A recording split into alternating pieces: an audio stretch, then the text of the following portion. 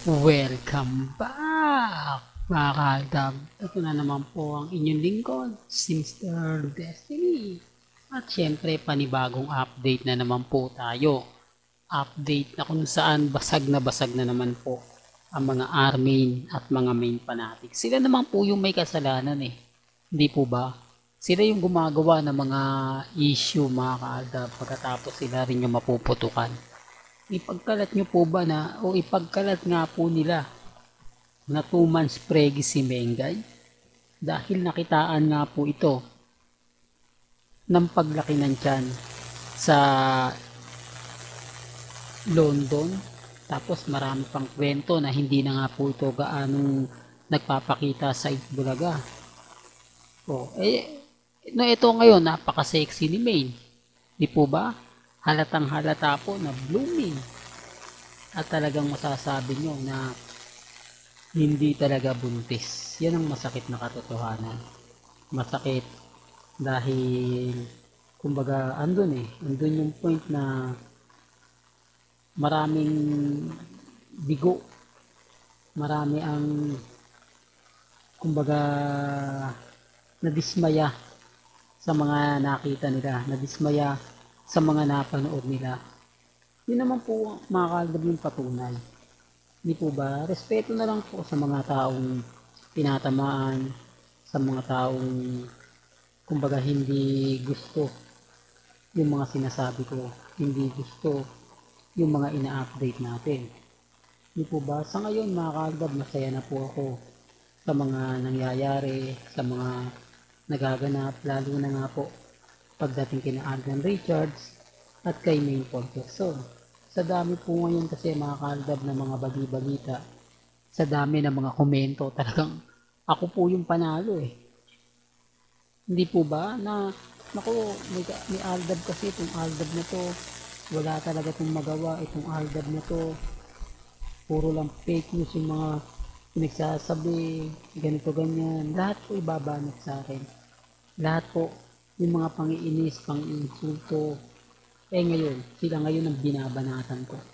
Sila ngayon ang masasabi natin na bugbog sarado sa mga ina-update ko. Sa pahayag ko, mga kaaldab. Kaya nga sabi ko sa inyo, ako, relax lang po ako. Kampante at matatag. Yun naman po yung kagandahan dun eh. Yun naman po yung lagi kong sinasabi na kapag si Mr. Destiny na po ang nag-react at nag-update, yari talaga sila. Ngayon, hindi po makaporma yung mga army. Hindi po ba? Kasi, ang tanong, bakla nga po ba talaga si Congressman Arjo? Dahil hindi nga po sila makasalita, hindi sila makapag-update kung totoo nga po yung issue. Paano nga naman daw po magkakaanak kung parehas nga po daw jokla? Masakit na salita yun mga kaaldab para po sa mga army at sa mga main fanatics. Di po ba? Kaya nga po yung nabalitaan nila yun, ako, grabe. Ako na naman po ang binanatan. Ako na naman po ang nasisisi. Di po ba? Sa totoo lang, sa sisi, bugbog na po ako. Normal na lang po sa akin yan. Ako daw po yung nagpapakalat ng fake news. Dapat daw ikulong na ako. Dapat daw sampahan ako ng kaso. Alam niyo sa totoo lang, dapat una pa. Dapat hindi na pinalaki pa to nila Mengay at ni Maine Paul Kerson o ni Richard Paul Kerson. Hindi po ba? Sana wala nang natapos na. Di sana wala na po. Hindi po ba? Kaya nga sabi ko sa inyo ako, natutuwa na lang po ako sa mga nababalitaan. Pero siyempre, wala po ako sa posisyon para ipilit yan.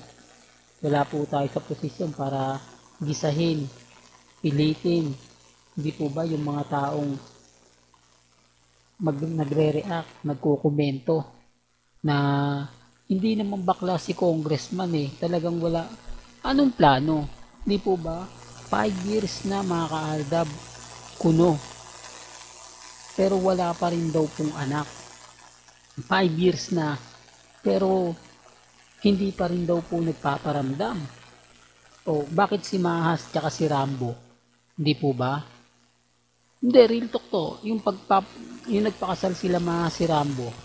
Hindi po ba pagkatapos po ng mga honeymoon, after 3 months, 4 months, nagkaroon na? O baka sabihin ng iba, hindi, bata pa kasi si Maine, Mr. Destiny. Bata pa si Congressman Arjo. Okay lang kung ganon. Di po ba? Malayo pa yung tatahakin nila.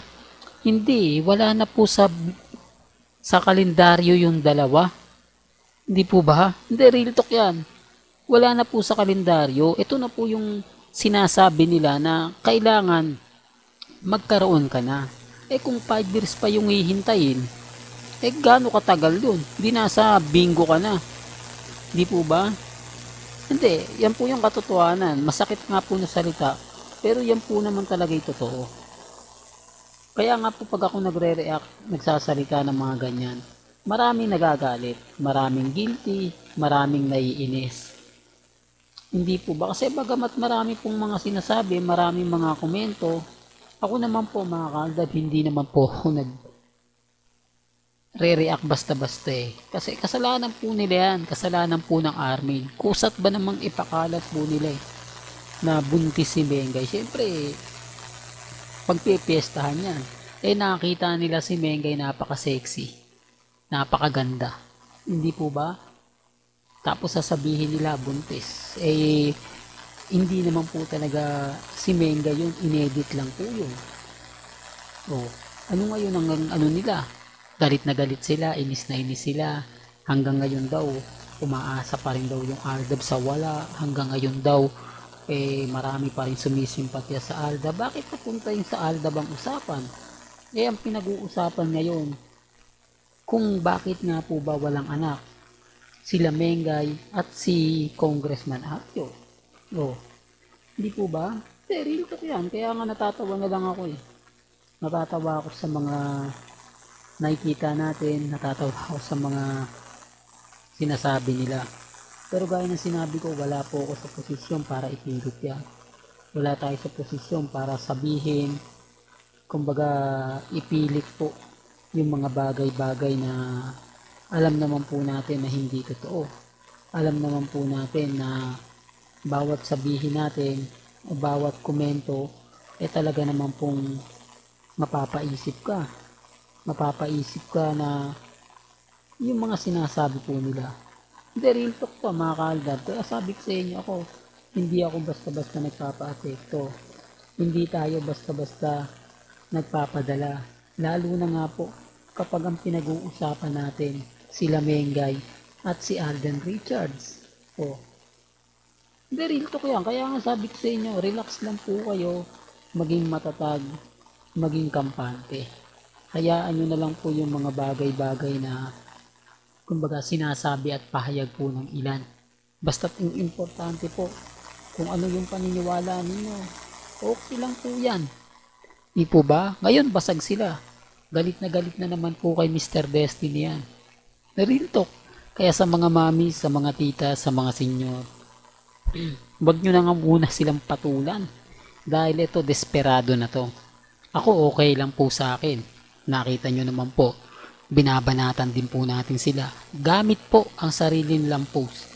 Gamit po ang sarili nilang update. Kaya naghihinay-hinay yan. Doon natin sila babanatan kung saan po sila malakas. Kung saan po sila sa tingin nilang matatag.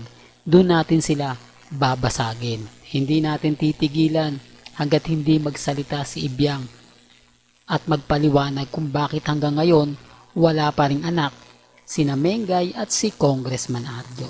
Hanggang dito na lang po ang ating latest updates. Kaya kung gusto niyo pa po ng pinaka-latest at sariwang update, abay tumutok lang po kayo dito po sa channel ni Mr. Destiny para updated po kayo sa mga bago at sa mga latest na i-upload po natin maya-maya lang. Hanggang sa muli, kaya kung bago ka lang sa channel na to at isa kang true-blooded Aldab Nation na nagmamahal kina Mengay at Isoy, tama po ang channel na pinuntahan mo, kaya consider na po kitang bagong subscriber. At huwag mong kalimutang i-share ang mga video po natin sa mga mami, sa mga titas at sa mga senyor.